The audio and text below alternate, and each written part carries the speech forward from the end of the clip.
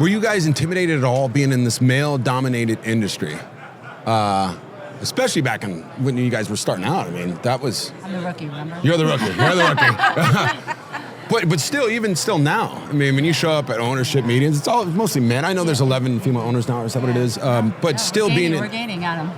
But still, being in a male-dominated arena, how do you conduct yourself? Do you have to conduct yourself differently? Do you feel like is there a chip on your shoulder, or is it just business as usual? When you get the ownership and, people, they vote you in, and then you just start. I mean, there's no... So all of a sudden, you're just in the room with all these personalities, with all this history of families that you've heard about, and as a fan, as a spectator, all just sitting in the room. But I think you realize, they're kind of just like everybody else, they really are. I mean, yes, some of the stories are true, and maybe they're bigger than life, some of them, but the reality of it is that, they're a human being, and you're a human being, and you just all love the same game. And so I think that helps settle you a little bit, and then you kind of just go about doing your work. And so.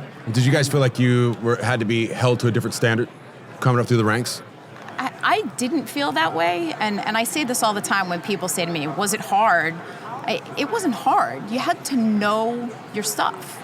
And when I walk into a room, the expectation is I know as much as everybody else, and for me, the expectation is I'm going to go in there and I'm going to know more. And I'm going to know about the game on the field, and I'm going to know about the game off the field, and I'm going to know what the player needs, and I'm going to know how to make an impact. And I feel like the passion you show, people can feel it in the room, and it doesn't matter who's in the room. It can be, an owner, a player, a man, a woman. It doesn't matter because that's what has helped me get ahead at the NFL. People know I care about it, and people know I know what to do and how to handle it. Con? I mean, for me, starting out, it was a little different because I ended up getting cut off at every time I thought I was going to get promoted because they would bring a guy in over me that I would have to train to do his job, and I was getting paid a lot less money. And you had to swallow the bitter pill a lot, and because I knew that was where I wanted to be. I knew that was my future, and I just sucked it up. But yeah, I had a chip, but that chip is also what drives me today.